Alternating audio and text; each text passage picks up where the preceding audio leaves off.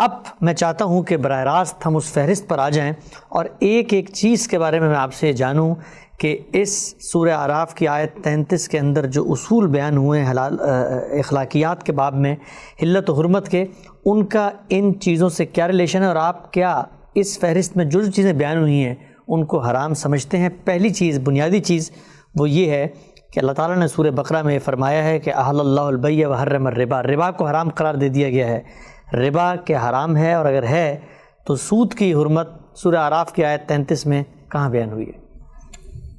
سب سے پہلے تو یہ چیز سمجھ لیجئے کہ یہ فہرست 30 چیزوں کی ہو یا 50 چیزوں کی، میں نے یہ اصولی بات واضح کر دی ہے، اور میں پھر اس کو دہرانا چاہتا ہوں کہ اللہ کی کتاب میں، اللہ کے پیغمبر کی تعلیمات میں کبھی کوئی تضاد نہیں ہو سکتا۔ ٹھیک، جب یہ بات واضح کر دی گئی کہ کھانے پینے کی چیزوں کے علاوہ اللہ تعالیٰ نے یہی 5 چیزیں ہیں جو حرام کی ہیں، تو اب ہونا کیا چاہیے؟ ہونا کیا یہ چاہیے کہ جب آپ کے سامنے کوئی آیت آئے، کوئی حدیث آئے، کوئی حکم آپ دیکھیں تو آپ اس میں تفحص کریں، اس کو جاننے کی صحیح کریں، اس کے اندر اتر کر دیکھیں کہ اس میں کیا بات کہی گئی ہے۔ ٹھیک، سود کو لے لیجئے اب تھوڑی دیر کے لیے۔ خود قرآن مجید نے جب سورہ بقرہ میں سود کی حرمت واضح کی تو یہ کہا کہ لا تظلمون ولا تظلمون، نہ تم ظلم کرو گے نہ تم پر ظلم ہونا چاہیے۔ ٹھیک، ایک لفظ میں یہ بتا دیا کہ سود کی حرمت کا باعث کیا ہے۔ میں اس پر بہت تفصیلی گفتگو کر کے یہ عرض کر چکا ہوں کہ ہمارے دین نے ہمیں جو اخلاقی اصول سکھائے ہیں ان کے تحت میرے مال میں لوگوں کا حق قائم کر دیا گیا ہے۔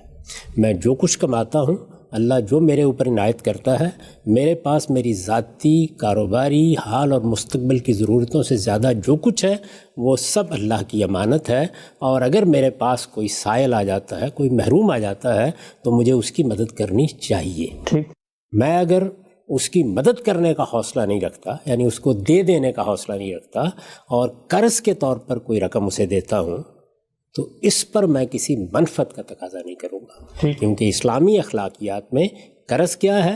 وہ تبرع ہے، وہ نیکی ہے، وہ خیر ہے۔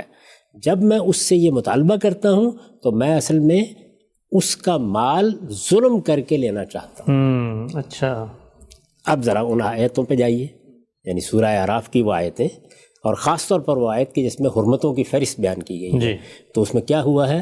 اس میں سب سے پہلے فواحش بیان کیے گئے ہیں، اس کے بعد اسم یعنی حق تلفی کو بیان کیا گیا ہے، اس کے بعد کیا ہے؟ والبغی بغیر الحق۔ اور میں نے آپ سے عرض کیا تھا کہ بغی کا مطلب یہ ہوتا ہے کہ انسان اپنے باطن میں ایک برتری محسوس کرتا ہے، وہ دوسروں کے خلاف اپنی تفوق کی جبلت کو سامنے رکھ کے تحقیر کا رویہ اختیار کرتا ہے، پھر کسی کی جان کے خلاف کوئی زیادتی کرتا ہے، کسی کے مال کے خلاف، کسی کی آبرو کے خلاف۔ تو سود لوگوں کے مال کے خلاف وہ زیادتی ہے جس کو اللہ تعالیٰ نے ظلم قرار دے کر یہ بتایا ہے کہ اس کا ارتکاب تم نہیں کرو گے۔ تو اس میں کون سی چیز تھی کہ جس کو سمجھنے میں دقت ہو سکتی؟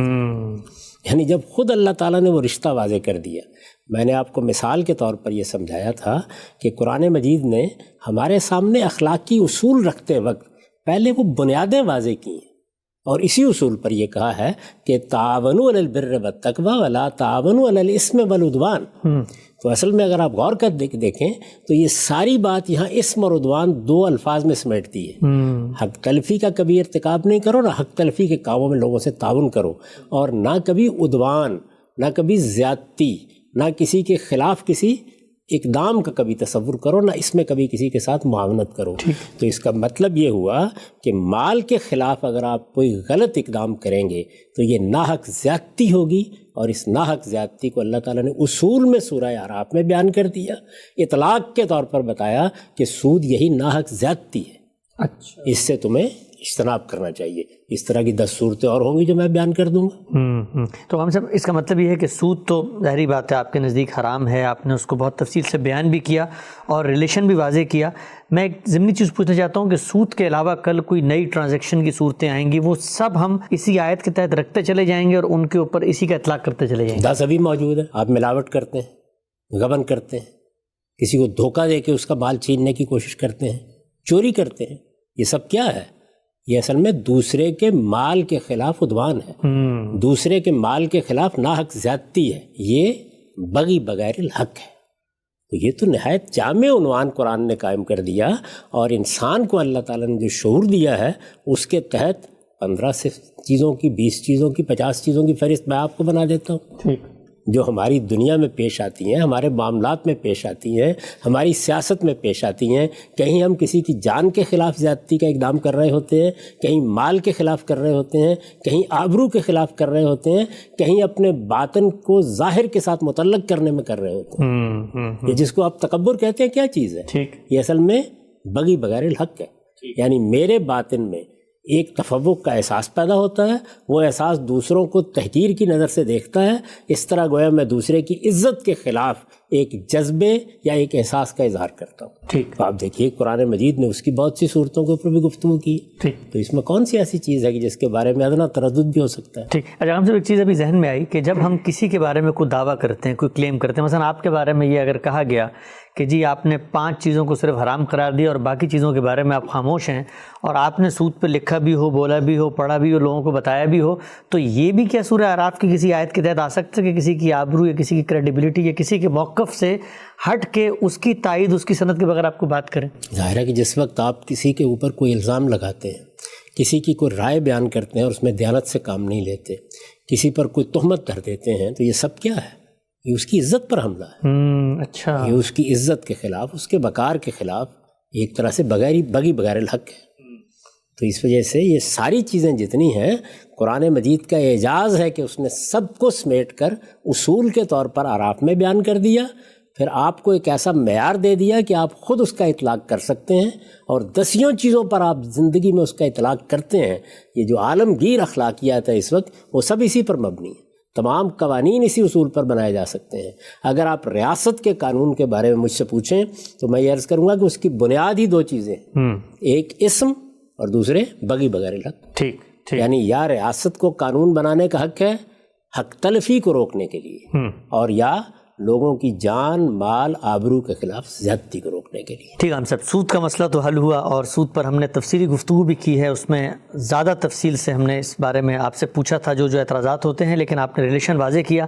دوسری چیز جو اس فہرست میں موجود ہے حلال و حرام کی، وہ یہ ہے کہ سورہ مائدہ کی آیت 90 میں اللہ تعالیٰ نے بتایا ہے کہ شراب، جوا، انصاب و ازلام، یہ 4 چیزیں ہیں، ان کو بھی دین نے، شریعت نے ممنوع قرار دیا ہے، حرام قرار دیا ہے، لیکن سورہ اعراف کی آیت 33 کے اندر یہ 4 چیزیں موجود نہیں، تو پھر ان کا کیا ریلیشن اور یہ کیسے حرام ہوں گی؟ سورہ اعراف کی آیت 33 میں 10 چیزیں موجود نہیں ہیں، لیکن وہ سب کی سب ان کے ساتھ متعلق ہوتی ہیں۔ ٹھیک، وہ بنیادیں ہیں، وہ اساسات ہیں۔ ابھی میں نے آپ کی خدمت میں عرض کیا کہ یہ فہرست بنانی تھی تو اس کے لیے ایک سود ہی ملا تھا، چوری موجود تھی، ملاوٹ موجود تھی، غبن موجود تھا، اور 10 چیزیں موجود تھیں۔ ٹھیک، ان سب کی فہرست بنانی چاہیے تھی۔ وہ سب کی سب اگر آپ دیکھیں گے تو یا حق تلفی پر مبنی ہوں گی یا جان، مال، آبرو کے خلاف زیادتی پر مبنی ہوں گی۔ یعنی یا وہاں اسم ہوگا جس کو عربی زبان میں آپ حق تلفی کی تعبیر کے طور پر بیان کرتے ہیں، اور یا بغی بغیر الحق ہوگی۔ اس کے سوا کوئی چیز ہو ہی نہیں سکتی۔ دنیا بھر میں جو کچھ آپ کرتے ہیں، جب دوسروں سے متعلق کسی جرم کا ارتکاب ہوتا ہے تو اس کی اساسات یہی 2 چیزیں ہوتی ہیں۔ تو اس وجہ سے اس میں تردد کیوں ہوا؟ اچھا، یہاں پر آئیے اب اس آیت میں، اس میں سب سے پہلے کیا چیز ہے؟ شراب۔ تو وہ تو کھانے پینے کی چیزوں سے متعلق ہے۔ اس کے بارے میں عرض کر چکا کہ یہ جو حرمتوں کی بنیادیں بیان کی گئی ہیں، یہ تطہیر اخلاق کے بارے میں ہے۔ کھانے پینے کی چیزوں کو سورہ اعراف میں اوپر بیان کر دیا گیا ہے۔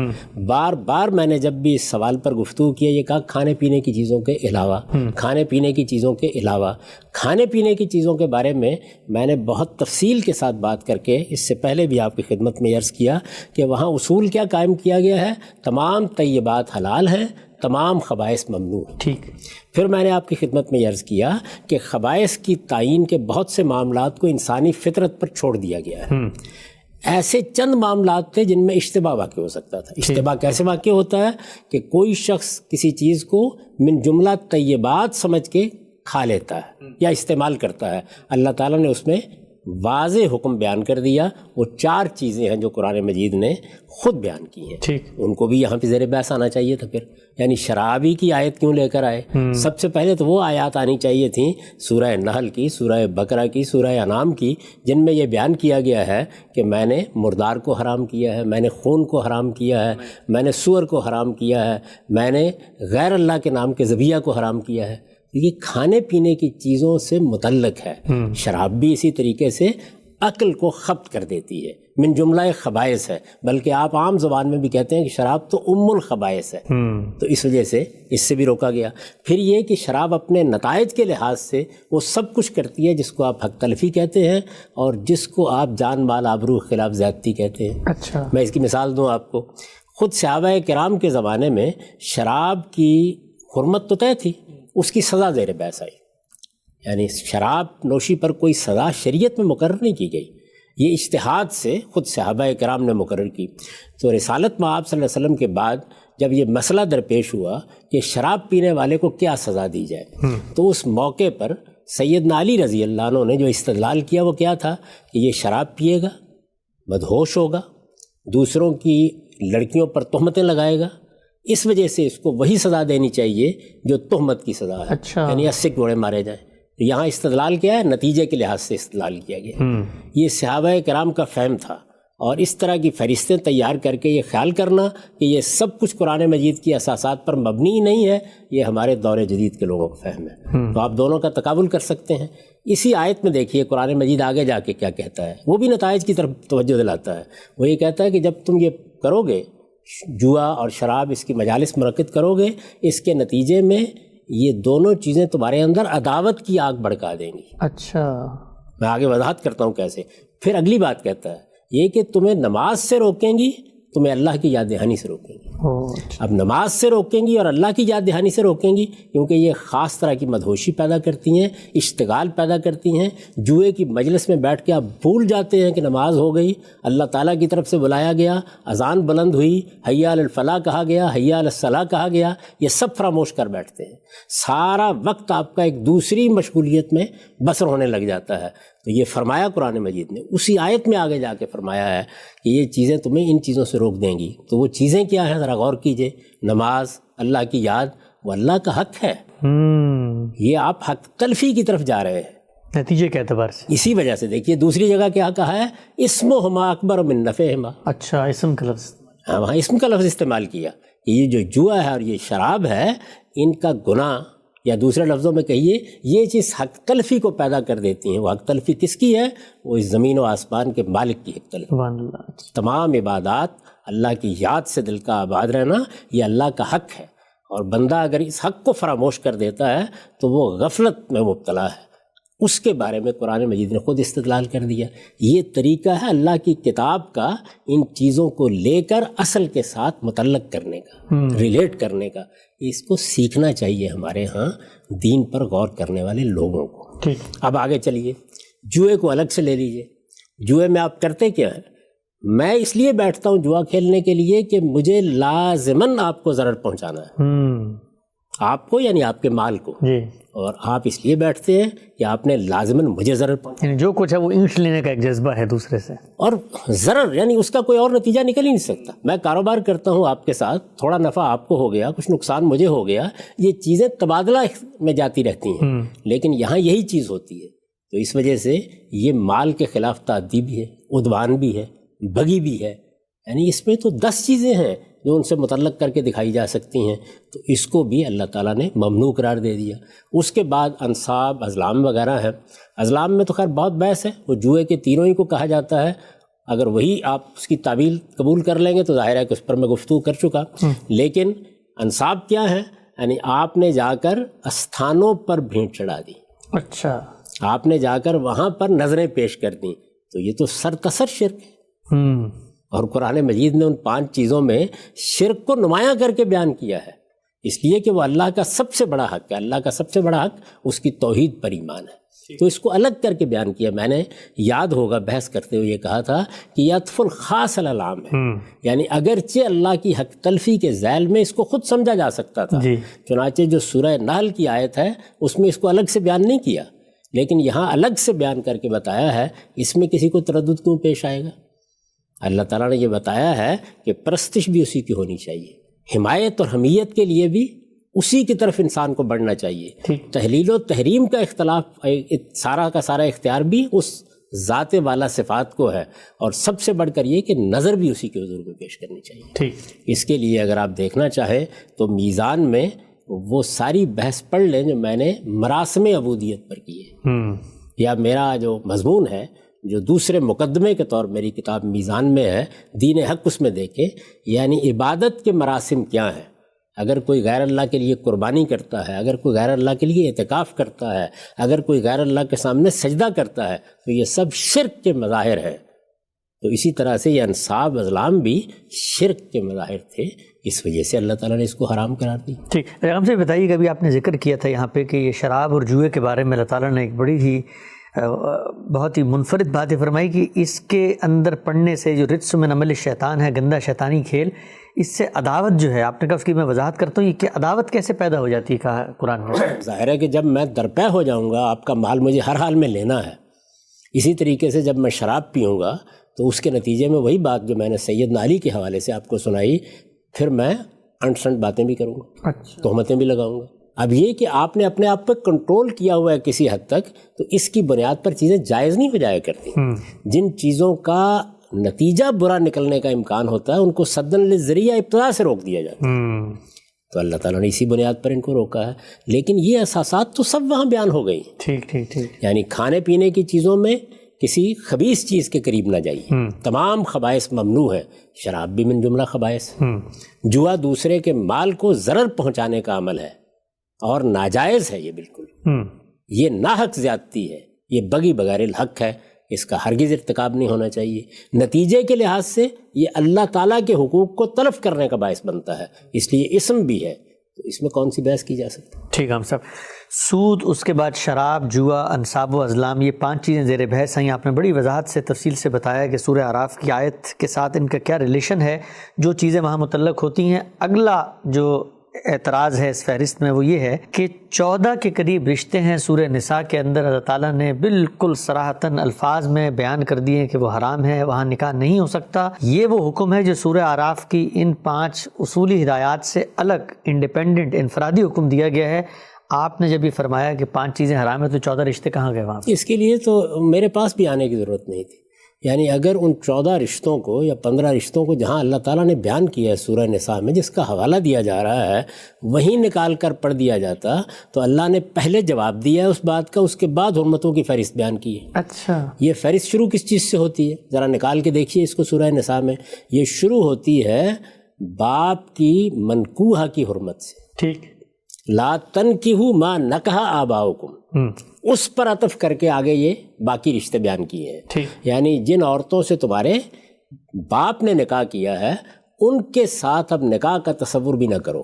اس کے بعد دیکھیے اس کی وجہ کیا بیان کی ہے، یعنی اس کی وجہ بیان کرتے ہوئے وہ علت، وہ اشتراک بیان کر دیا ہے جو ان 5 میں سے ایک چیز کے ساتھ ان تمام حرمتوں کو متعلق کرتا ہے۔ یعنی سورہ اعراف میں جو 5 چیزیں بیان، سورہ اعراف میں جو 5 چیزیں بیان ہوئی ہیں، یعنی یہ ایک تو چیز یہ ہے کہ آپ نے سمجھنا ہے، آپ نے جاننا ہے، آپ نے تدبر کرنا ہے، آپ نے ریلیشن واضح کرنا ہے، ایک تو یہ چیز ہے نا۔ اس میں تو چلیے آپ کو تدبر کی، تفاحص کی ضرورت ہوتی ہے، یہاں اللہ تعالیٰ خود بیان کر رہے ہیں، لا تنکحوا ما نکح آباؤکم، پہلے حکم بیان کیا ہے کہ جن عورتوں سے تمہارے باپ نے نکاح کیا ہے ان کے ساتھ نکاح کا تصور بھی نہ کرو۔ اس کے بعد کیا کہا ہے؟ کیوں؟ انہ کان فاحشۃ ومقتا وساء سبیلا۔ اچھا، وہی فواحش وہاں پر آیا تھا سورہ اعراف میں، سب سے پہلی چیز وہی۔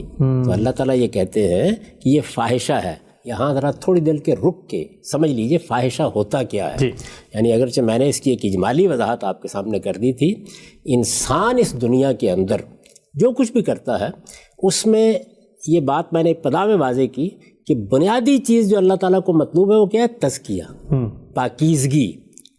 یہ پاکیزگی جو ہے یہ ہر چیز میں ملحوظ رہنی ہے، ٹھیک۔ اسی طرح یہ جنسی معاملات میں بھی ملحوظ رہنی چاہیے۔ جنسی معاملات میں جب ذہنی یا جسمانی غلاظت داخل ہوتی ہے یا ذہنی یا جسمانی نجاست داخل ہوتی ہے تو یہی چیز اصل میں کیا ہے؟ فاحشہ۔ یہ اس عمل کو فاحشہ بنا دیتی ہے۔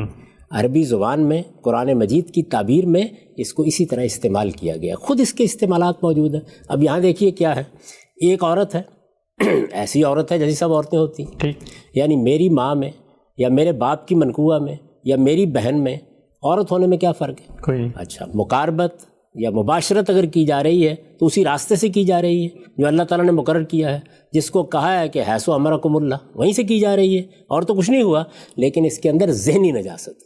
اچھا، یعنی اس جنسی عمل میں جب یہ محرمات کے ساتھ ہوگا تو ذہنی نجاست ہے۔ ذہنی نجاست کو بھی عربی زبان میں فاحشہ تعبیر کیا جاتا ہے کہ وہ جنس سے متعلق ہے۔ اچھا، یعنی جنس سے متعلق ذہنی نجاست ہوگی یا جسمانی نجاست ہوگی یا دونوں طرح کی نجاستیں اکٹھی ہو جائیں گی، تو یہاں ذہنی نجاست ہوئی۔ اور مثالیں لیجئے، اس کی بہت سی مثالیں موجود ہیں۔ ایک مرد کے ساتھ تعلق پیدا کرتا ہے، اب ظاہر بات ہے کہ اس کے اندر ذہنی نجاست بھی موجود ہے، اور جس جگہ سے یہ مباشرت کی جاتی ہے اس میں جسمانی نجاست بھی موجود ہے، اس لیے وہ بھی فاحشہ ہے۔ ایک عورت کے ساتھ جنسی تعلق پیدا کرتی ہے جس کو مصاحقت کہتے ہیں، یہ کیا چیز ہے؟ اس کے اندر بھی ذہنی نجاست ہے۔ ایسے ہی بیوی ہے، آپ کی بیوی ہے، یعنی جس کو آپ بیاہ کے لے آئے ہیں، جس کے ساتھ ہر طرح کے تعلق کی اللہ تعالیٰ نے اجازت دی ہے، جس کے بارے میں یہ فرمایا ہے کہ یہ تمہاری کھیتیاں ہیں، اپنی کھیتیوں میں جہاں سے چاہو جاؤ، لیکن جہاں سے چاہو پر یہ قید لگی ہوئی ہے کہ اس میں کوئی ذہنی یا جسمانی نجاست کا طریقہ اختیار نہیں کرو گے تم۔ تو وہ کیا طریقے ہیں؟ یعنی خود اپنی ہی بیوی سے دبر میں مجامت کرنا، اسی کے ساتھ منہ میں مجامت کرنا ممنوع ہوگا نا، یہ سب بھی کیا ہے؟ یہ فاحشہ ہے۔ ایام میں اس کے ساتھ ایام میں مباشرت کرنا، یہ کیا ہے؟ یہ بھی اسی طریقے سے فاحشہ ہے۔ یعنی جس طرح سے دبر میں غلاظت ہے، بالکل اسی طرح ایام میں بھی خون کی غلاظت پیدا ہو جاتی ہے۔ تو یہ تمام چیزیں جتنی ہیں یہ فواحش کے تحت ہیں۔ فواحش میں بدکاری ہے، فواحش میں اغلام ہے، فواحش میں اسی طرح کی اور بہت سی چیزیں جیسے وطیہ بہائم ہے، یہ ہم بیان کر چکے، اور فواحش میں جنسی تسکین حاصل کرنے کے وہ سب طریقے شامل ہیں جن میں یا تو ذہنی نجاست ہوتی ہے اور یا ان کے اندر جسمانی نجاست ہوتی ہے۔ دوسروں سے جنسی تسکین حاصل کرنا، جہاں تک آپ کی اپنی ذات کا تعلق ہے، آپ کے جنسی جذبات، ان کا اظہار یا تلذذ جب تک آپ کی ذات تک محدود ہے، اس پر دین کو کوئی اعتراض نہیں۔ ٹھیک ہے صاحب، بہت ہی آپ نے خوبصورتی سے بتایا کہ یہ جو 14 رشتوں کے بارے میں کہا گیا ہے کہ یہ حلال و حرام کی فہرست میں کہاں ہیں، تو نہ صرف یہ کہ خود ان رشتوں کو جہاں بیان کیا گیا ہے سورہ نساء میں، وہاں بیان کر دیا گیا ہے کہ یہ فاحشہ ہیں، اور سورہ اعراف کی جو آیت ہے، آیت 33، اس میں یہ لفظ موجود ہے۔ آگے بڑھتے ہیں، یعنی ان رشتوں کے ساتھ مباشرت کا تعلق پیدا کرنا، جنسی تعلق پیدا کرنا، یہ فاحشہ ہے جی، اور اسی کی جمع ہے فواحش، اور اس کے کھلے اور چھپے کو سب سے پہلے سورہ اعراف کی اس آیت میں موضوع بنایا گیا ہے۔ ٹھیک ہے ہم سب یہ بتائیے گا، آگے بڑھتے ہیں، ہم نے سود پہ بات کی، شراب، جوا، انصاب و ازلام، یہ 14 رشتے۔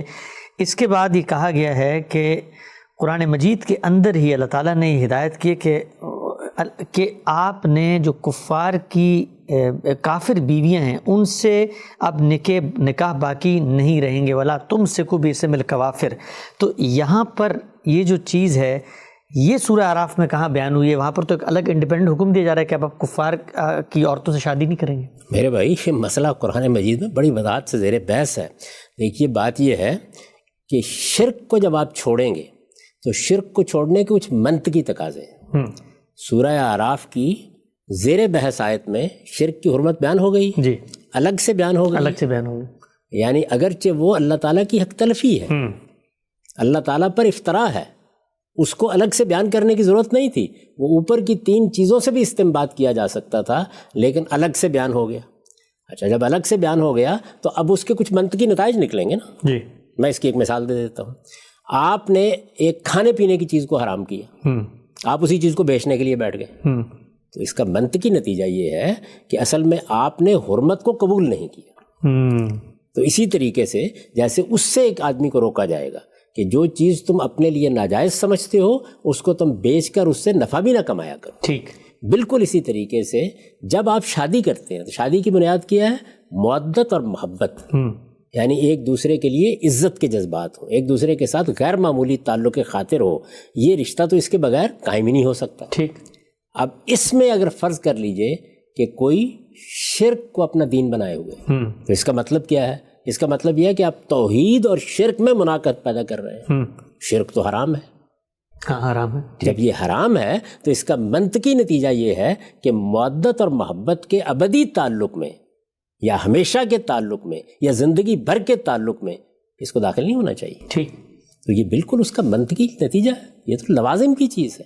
جب شرک ممنوع ہے تو شرک کرنا بھی منع ہوگا, شرک کے مظاہر بھی ممنوع ہوں گے, اور شرک کی بنیاد پر کوئی رشتہ قائم کرنا بھی ممنوع ہوگا. ٹھیک. تو اسی وجہ سے اللہ تعالیٰ نے پہلے تو خود سورہ بقرہ میں یہ بتایا کہ کسی مشرک مرد کی کسی مشرکہ عورت کے ساتھ, کسی مومن مرد کی کسی مشرکہ عورت کے ساتھ شادی نہیں ہوگی. اسی طریقے سے یہ بیان فرمایا کہ کسی مومنہ خاتون کی کسی مشرک مرد کے ساتھ شادی نہیں ہوگی. ٹھیک. دونوں کو الگ الگ بیان کر دیا.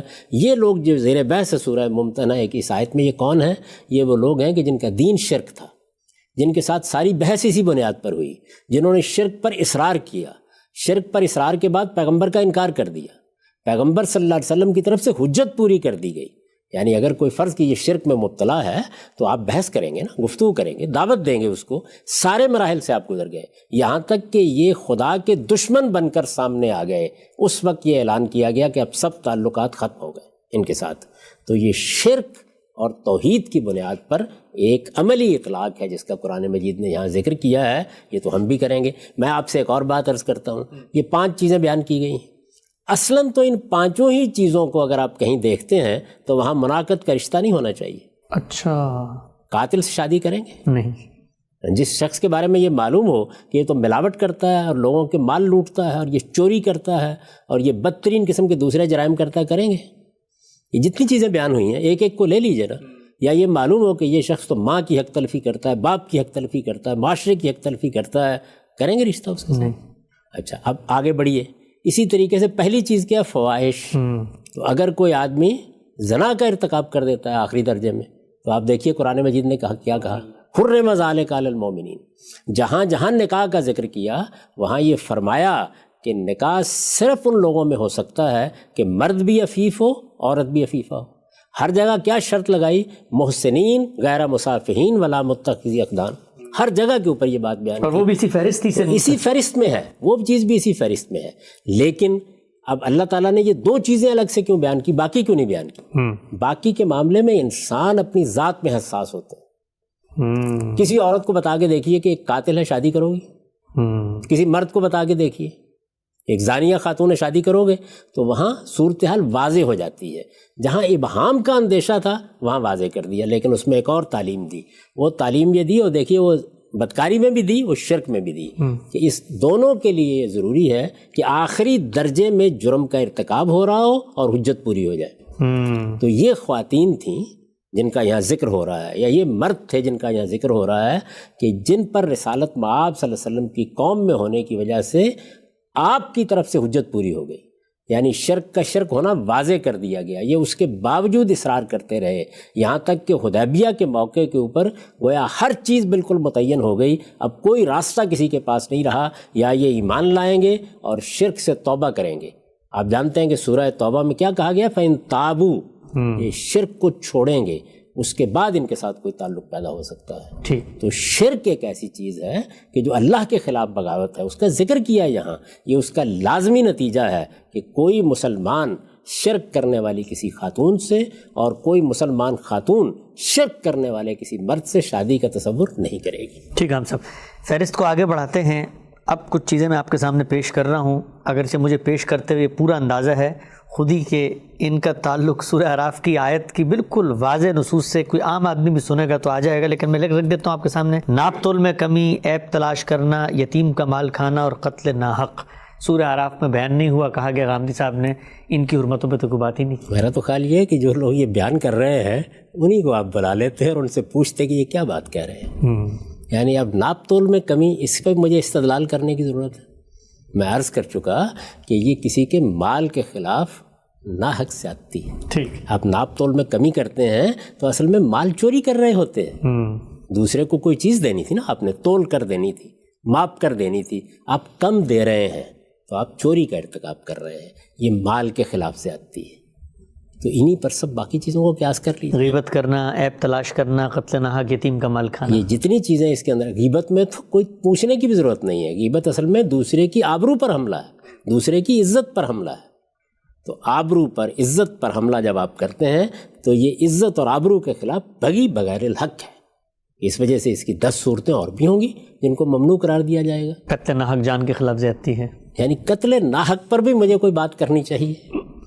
یہ آدمی کو آپ نے مار دیا، جان کے خلاف اقدام اللہ نے ممنوع قرار دیا تھا، وہ بغی بغیر الحق تھی.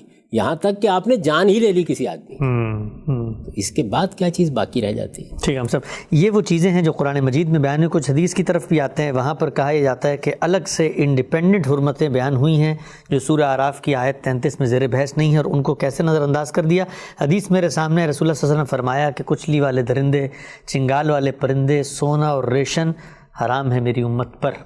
بھائی یہ جو درندوں اور پرندوں کا ذکر ہو رہا ہے یہ تو کھانے پینے کی چیزوں سے متعلق ہے. طیبات اور خبائث، اس میں اصولی بات بیان کر دی گئی کہ تمام طیبات حلال ہیں، تمام خبائث ممنوع ہیں. ٹھیک، میں نے اس کی وہاں بھی وضاحت کر دی تھی کہ جب خبائث کی بحث پیدا ہوئی تو قرآن مجید نے ہماری کیا رہنمائی کی؟ وہ رہنمائی یہ کی کہ جتنے بھی چرندے ہیں وہ بالکل جائز ہیں. اس کے لیے لفظ استعمال کیا احلت لکم بہیمۃ الانعام، اور جو درندے ہیں وہ ممنوع ہیں، وہ من جملہ خبائث ہیں. ٹھیک. تو اس وجہ سے یہ رسالت مآب صلی اللہ علیہ وسلم نے جو چیز جانی پہچانی تھی، جس سے لوگ واقف تھے، جن چیزوں کے خبائث ہونے کے بارے میں بحث نہیں ہو سکتی تھی، ان میں کسی موقع کے اوپر کوئی ابہام پیدا ہوا تو آپ نے دور کر دیا. یہ تو صحیح اس فطرت کا بیان ہے جو خبائث کو خود پہچانتی ہے. اور پھر یہ کہ یہ سورہ اعراف کی اس آیت سے متعلق بھی نہیں ہے، اس لیے کہ وہاں تو اخلاقی حرمتیں بیان ہوئی ہیں. اس میں بار بار یہ کہا گیا ہے کہ کھانے پینے کی چیزوں کے علاوہ، تو یہ تو کھانے پینے کی چیزوں سے متعلق ہے. اس کے بعد اب اگلے آ جائیے، سونا اور ریشم. سونا اور ریشم. دیکھیے پہلے یہ اصولی بات سمجھ لیجئے کہ یہ سونا اور ریشم جو ہے یہ کیوں زیر بحث آ گیا روایتوں میں؟ یہ اس لیے زیر بحث آ گیا کہ یہ متکبرین کا لباس تھا. یعنی رسالت مآب صلی اللہ علیہ وسلم کے زمانے میں جو متکبرین تھے، اپنے آپ کو بڑا سمجھنے والے، دھونس جمانے والے، اپنی دولت کی نمائش کرنے والے، وہ لوگ ان چیزوں کا استعمال کرتے تھے. ہر دور میں چیزیں تبدیل ہوتی رہتی ہیں. جیسے کہ رسول اللہ صلی اللہ علیہ وسلم نے جب دیکھا کہ اوباش قسم کے متکبرین اپنی چادر کا لٹ نیچے لٹکائے ہوئے چلتے ہیں، ان کا تہمت گھسٹ رہا ہوتا ہے، ان کا شملہ جو ہے ان کی پگڑی کا وہ پاؤں تک پہنچ رہا ہوتا ہے، تو آپ نے فرمایا یہ اسبال ہے، اس کو بھی ممنوع قرار دیا. تو اسلام میں جو بغی بغیر الحق ہے یہ پیدا کب ہوتی ہے؟ یہ آپ کے باطن سے پیدا ہوتی ہے. اچھا، یعنی سب سے پہلے سرکشی کہاں وجود میں آتی ہے؟ دوسروں کے خلاف جو آپ کے اندر ایک تفوق کی جبلت ہے وہ آپ کو پہلے تکبر پر آمادہ کرتی ہے، دھونس جمانے کے جذبہ. رسالت مآب صلی اللہ علیہ وسلم کے سامنے جو بات ہوئی جس میں آپ سے پوچھا گیا کہ اللہ کے پیغمبر مجھے چیزیں اچھی لگتی ہیں، میرا دل چاہتا ہے میرا لباس اچھا ہو، میرا جوتا اچھا ہو، میری چیزیں اچھی ہوں، کیا یہ تکبر ہے؟ آپ نے یہ فرمایا کہ یہ تکبر نہیں ہے، اللہ جمیل و یحب الجمال، اللہ خود خوبصورت ہیں، وہ خوبصورتی کو پسند کرتے ہیں. فرمایا تکبر کیا ہے؟ آپ دیکھیے کیا خوبصورت وضاحت کی ہے. آپ نے کہا بطر الحق وغمط الناس، وہ یہ کہ تمہارے سامنے ایک حق آ جائے اور تم اس کے مقابل میں اکڑ جاؤ. یہ کیا ہے؟ یہ حق کے مقابل میں بغی ہے، یہ خدا کے مقابل میں بغی ہے. تکبر تو اصل میں بہت بڑا جرم ہے. اسی لیے تو قرآن مجید یہ کہتا ہے کہ سوئی کے ناکے سے اونٹ گزر سکتا ہے لیکن مستکبرین جنت میں نہیں جا سکتے. کیوں نہیں جا سکتے؟ یہ وہ بغی بغیر حق کا جرم ہے جو آپ کے اندر سے ایک لاوے کی طرح پھٹ جاتا ہے. ٹھیک، یعنی میرے اندر یہ چیز پیدا ہوتی ہے. یہ بغی جب پیدا ہو جاتی ہے کبھی دوسروں کے لیے مجھے تحقیر کرنے والا بنا دیتی ہے، کبھی میں دھونس جماتا ہوں، کبھی میں بڑے ہانکتا ہوں، کبھی میں شیخی خورا بن کے رہ جاتا ہوں. یہ ساری چیزیں جن کا ظہور میرے کردار اور میری سیرت میں ہوتا ہے. یہی چیز جس وقت ایک مجرمانہ ذہنیت پیدا کرتی ہے تو میں کسی کی جان پر حملہ آور ہوتا ہوں، کسی کے مال پر حملہ آور ہوتا ہوں، کسی کی آبرو پر حملہ آور ہوتا ہوں. اور یہ جو رسالت مآب صلی اللہ علیہ وسلم نے فرمایا کہ تم دوسروں کو حقیر جانتے ہو، غمط الناس، تو اصل میں جب میں کسی کو حقیر جانتا ہوں اور میرے اندر کا کبر اس کی ذات سے متعلق ہوتا ہے تو اس کی عزت نفس پر حملہ آور ہوتا ہوں. تو اس وجہ سے یہ بغی بغیر الحق کی نہایت بدترین صورتیں ہیں جن کا آپ نے ذکر کیا. ٹھیک ہے ہم سب یہ روایت کے اندر جو زیر بحث چیزیں ہیں ان میں سے 2 کا تعلق سونا ریشم براہ راست. تو میں یہ عرض کر رہا تھا کہ اصل میں مستکبرین کا لباس تھا تو اس لیے حضور نے اس سے روکا. تہمت نیچے لٹکانا مستکبرین کا طریقہ تھا، اس لیے رسالت مآب صلی اللہ علیہ وسلم نے اس کو روکا اور یہ بتایا کہ میں کیوں روک رہا ہوں. خود روایتوں کے اندر اس کی وضاحت ہو گئی. یہ فرمایا کہ یہ تم کبھی خیال نہ کرو کہ جو لباس شہرت ہوتے ہیں، یعنی دوسروں پر بڑائی جمانے کے، دھونس پیدا کرنے کے لباس ان سے اجتناب کرو، ان طریقوں سے اجتناب کرو۔ اس طرح کی اور چیزیں بعض قرآن میں بھی زیر بحث آئی ہیں۔ یہ بتایا گیا نا کہ زمین پر جب تم چلتے ہو تو تمہاری چال بھی ایک متواضع انسان کی چال ہوتی ہے، لا تمشی فی الارض مرحا۔ یہاں تک کہ یہ کہا کہ جب تم بات کرتے ہو تو تمہارا لب و لہجہ، تمہارا انداز بیان وہ ایک شریف النفس انسان کا ہونا چاہیے۔ گال پھلا کے بات نہ گال پھلا کے بات نہ کرو، اور آواز پر کنٹرول رکھو، اس لیے کہ سب سے بری آواز کس کی ہوتی ہے؟ گدھے کی آواز ہوتی ہے۔ یہ سب کیوں بیان کیا؟ اس لیے کہ آپ کے اندر یہ جو برتری کی جبلت ہے یہ جب ظاہر ہوتی ہے تو یہ لباس میں ہوتی ہے، چال ڈھال میں ہوتی ہے، انداز گفتگو میں ہوتی ہے، دوسروں کے ساتھ معاملات میں ہوتی ہے، اور یہی چیز آگے بڑھ کر پھر ان جرائم کا آپ کو مرتکب بنا دیتی ہے جن کو ہم کہتے ہیں جان کے خلاف اقدام، مال کے خلاف اقدام، آبرو کے خلاف اقدام۔ ٹھیک ہے ہم صاحب، یہ بتائیے گا کہ یہ روایت کے اندر جو زیر بحث ہے، ایک اور روایت عام طور پہ بیان کی جاتی ہے اور کہا جاتا ہے اس کے اندر ایک الگ سے انڈیپینڈنٹ حکم دے کے حرمت رسول اللہ صلی اللہ علیہ وسلم نے واضح کی، اور وہ یہ ہے کہ گدھا حرام ہے۔ گدھے کی حرمت کو آپ طیبات اور خبیث کی اس فہرست میں کیا خبائث کے تحت رکھتے ہیں اور پھر اس سے ریٹ کرتے ہیں؟ یہ گدھا روایتوں میں کیسے زیر بحث آیا؟ دیکھیے، یہ تو خیبر کے موقع پر رسالت مآب صلی اللہ علیہ وسلم کی نسبت سے ایک روایت ہے جو بیان کی گئی ہے۔ اس پر میں نے تفصیل کے ساتھ اپنی کتاب میزان میں بھی گفتگو کی ہے، اور یہ بتایا ہے کہ دیکھیے جو چیزیں بھی اس دنیا کے اندر اللہ تعالیٰ نے جانوروں کی صورت میں پیدا کی ہیں، جن کا گوشت ہم کھاتے ہیں یا گوشت کھانا ان کا ہمارے لیے مباح کیا گیا ہے، ان میں بہت سے جانور ایسے ہیں جو درندے ہیں۔ ٹھیک، درندوں کے بارے میں تو ممانعت کر دی گئی، ان کے قریب بھی نہیں جاؤ گے۔ اس کے بعد بعض جانور ایسے ہیں کہ جو اصلاً کھانے پینے کے لیے پیدا نہیں کیے گئے، جیسے سواری کے کام آتے ہیں، گدھا بھی انہی میں سے سامان ڈھونے کے کام آتا ہے۔ ان کو بھی عام طور پر کھانے پینے کے لیے پسند نہیں کیا جاتا، دنیا بھر میں لوگ نہیں کھاتے عام طور پر، دنیا بھر میں نہیں کھاتے اور پسند بھی نہیں کیا جاتا۔ تو اس وجہ سے یہ خبائث کی بھی ایک ایسی قسم ہے کہ جس کے بارے میں تردد ہو سکتا ہے۔ اصول وہی ہوگا کہ تمام طیبات جائز ہیں اور تمام خبائث ممنوع ہیں، لیکن تمام روایتوں کا استقصاء کرنے سے معلوم ہوتا ہے کہ یہاں بات وہ تھی نہیں۔ اچھا، خود بخاری میں وہ روایتیں آ گئی ہیں جن سے بالکل واضح ہو جاتا ہے کہ اصل میں ہوا کیا ہوا۔ یہ کہ خیبر کے موقع پر مال غنیمت کی تقسیم سے پہلے لوگوں نے جو گدھے پکڑے گئے تھے مال غنیمت میں، ان کو ہانڈیاں چڑھا کے پکانا شروع کر دی۔ ٹھیک، تو رسالت مآب صلی اللہ علیہ وسلم نے اس سے روکا۔ تاہم کوئی آدمی دوسرے ہی پہلو پر جانا چاہتا ہو تو ہوا کیا، یہ تو کھانے پینے کی چیزوں سے متعلق ہے۔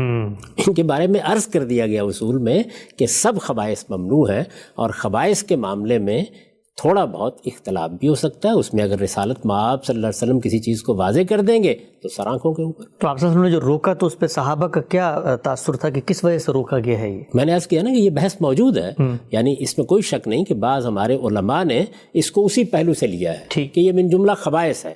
حضور نے فرما دیا کہ یہ تو نجاست ہے، اس کا گوشت کھانا اچھا نہیں ہے، یہ ایک پہلو ہے، لیکن خود یہ بحث موجود ہے کہ یہ مسئلہ ہی نہیں تھا در حقیقت۔ کیا مسئلہ تھا؟ نبی صلی اللہ علیہ وسلم نے مال غنیمت کی تقسیم سے پہلے جو لوگوں نے گدھے پکڑ لیے مال غنیمت کے اور ان کو ذبح کر کے ان کی ہانڈیاں چڑھا دی، اس کے اوپر نکیل۔ اچھا، یعنی پہلے مال غنیمت کو پراپرلی تقسیم ہونا چاہیے تھا۔ قاعدہ یہی ہے نا، یہ تو نہیں ہو سکتا کہ آپ یہاں تہاں سے چیزوں کو پکڑ لیں۔ تو یہ ساری بحث موجود ہے، لیکن میں یہ کہتا ہوں کہ ہمارے موضوع سے متعلق بحث ہی نہیں ہے۔ کھانے پینے کی چیزوں کے علاوہ بحث یہ ہے کہ میں نے یہ جسارت کی تھی، یہ کہا تھا کہ اللہ تعالیٰ نے 5 ہی چیزیں حرام کی ہیں، اس میں کھانے پینے کی چیزوں کے علاوہ، کھانے پینے کی چیزوں کے علاوہ بار بار عرض کیا ہے۔ ٹھیک، تو یہ تو ہے ہی کھانے پینے کی چیزوں سے متعلق۔ ٹھیک، ہم سب یعنی گدھے کی کوئی اخلاقی حرمت بیان ہوئی۔ ٹھیک، ہم سب آگے بڑھتے ہیں آخر کی طرف۔ چند چیزیں ایسی ہیں جو ہمارے ہاں قرآن مجید میں شریعت کے مباحث میں حرمت کی بحث میں زیر بحث آتی ہیں، ان کے بارے میں بتائیے گا کہ یہ جو سورہ اعراف کی اصولی بحث ہے کیا ان کا ان سے کوئی تعلق ہے؟ مثال کے طور پر سورہ توبہ میں یہ بیان کیا گیا کہ 4 مہینے رجب، شوال، ذیقعدہ، ذی الحج یہ حرام ہیں۔ اسی طریقے سے عورتوں کے بارے میں بتا دیا کہ 2 طلاقیں دے دی ہیں، اب تیسری کا اگر اقدام کرتے ہیں تو اس کے بعد یہ جائز نہیں ہوں گی۔ تو یہاں پر جو ہم کہتے ہیں کہ عورت حرام ہو گئی یا یہ حرام مہینے، تو یہ حرمت کس نوعیت کی حرمت ہوتی ہے؟ حرام مہینوں میں لفظ حرام اس معنی میں نہیں آیا، جس معنی میں ہم یہ استعمال کر رہے ہیں وہ حرمت والے مہینے۔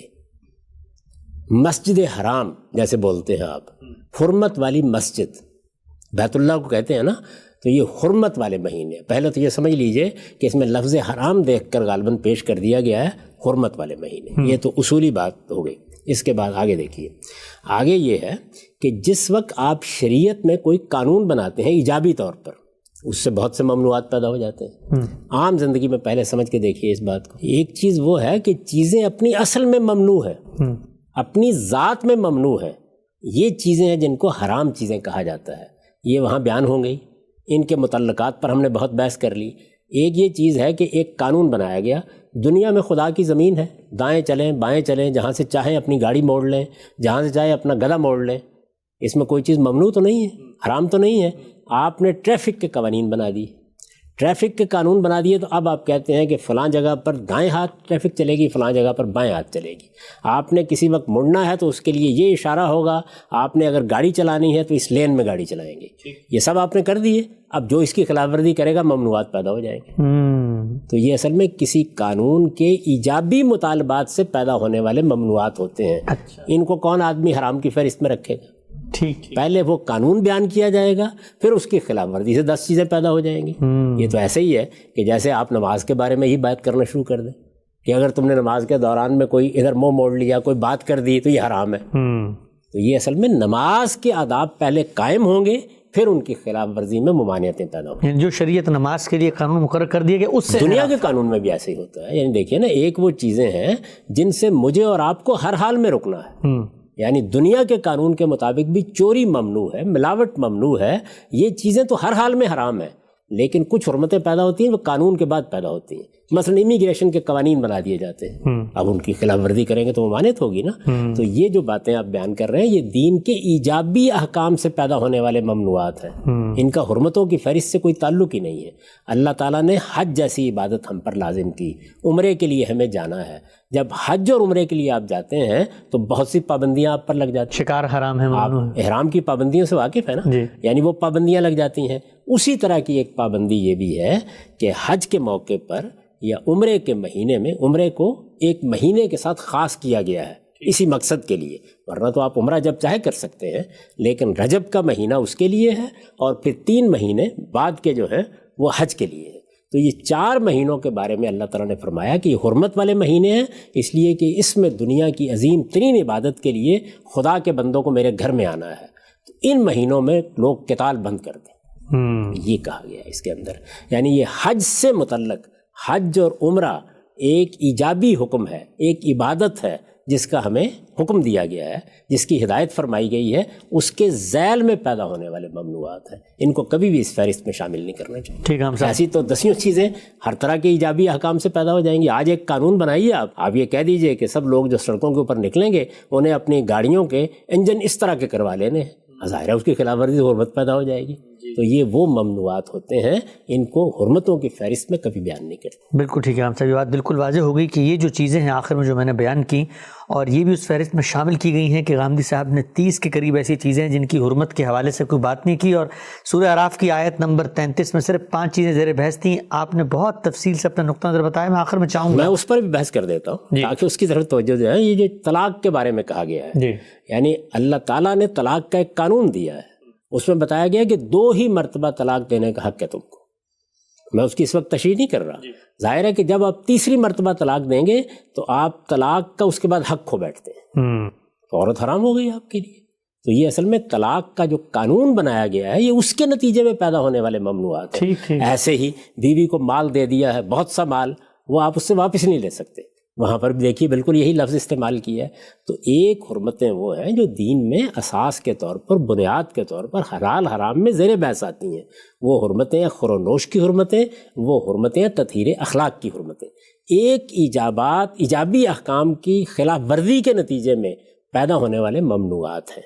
اس کو کوئی آدمی بھی جو دین میں بصیرت رکھتا ہو, قانون میں بصیرت رکھتا ہو, کبھی بھی اس فہرست میں پیش نہیں کرے گا. ہم سب یہ وہ فہرست تھی جو پیش کی گئی, اور اس میں کہا یہ گیا کہ حلال و حرام کے حوالے سے غامدی صاحب جو یہ بات کرتے ہیں کہ سورہ اعراف کی آیت 33 میں حرمت کی بنیاد بیان ہو گئی ہے اخلاقی معاملات میں, ان میں یہ چیزیں کہاں فال کرتی ہیں, کہاں آتی ہیں, ایک ایک پر ہم نے آپ سے بہت تفصیل سے بات کی.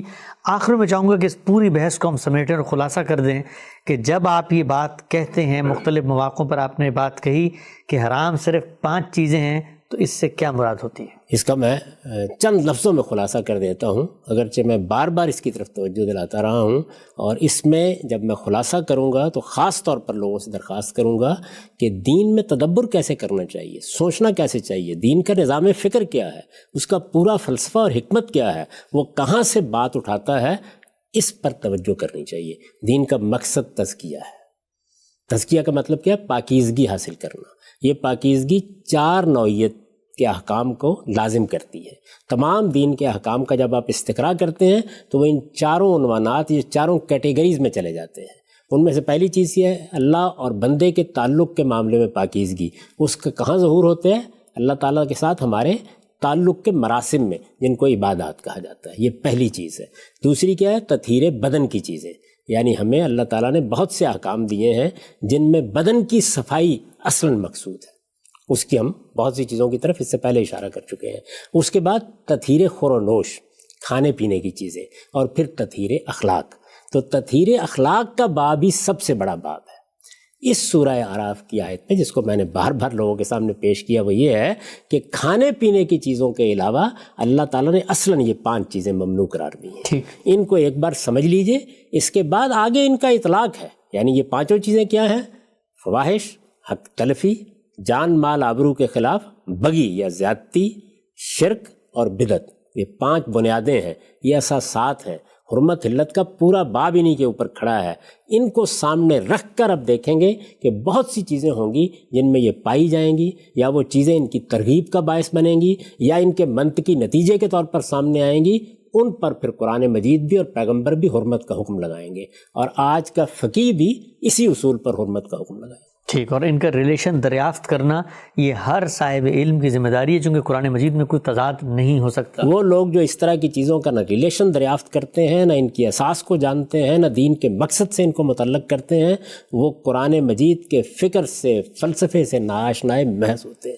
اس کے پورے فکر اور فلسفے کو بنیاد سے واضح کیجئے کہ وہ کس طرح سے بات کو اٹھاتا ہے، کیسے اس کی بنیادیں واضح کرتا ہے، کس طرح پھر اس کے اوپر احکام کا اطلاق کرتا ہے، تاکہ اب بھی جب دنیا میں کسی فقیہ کو یہ کام کرنا پڑے تو وہ یہ جان سکے کہ مقصد کیا سامنے ہونا چاہیے، اساسات کیا ہونی چاہیے، اطلاق کیسے کرنا۔ ہم سب بہت بہت شکریہ آپ کے وقت کا۔ ہمارے یہاں پہ وقت ختم ہوتا ہے۔ بہت تفصیل سے ہم نے غامدی صاحب سے حلال و حرام کے موضوع پہ پیش کیے جانے والے اعتراضات رکھے اور ان کا نقطہ نظر جانا۔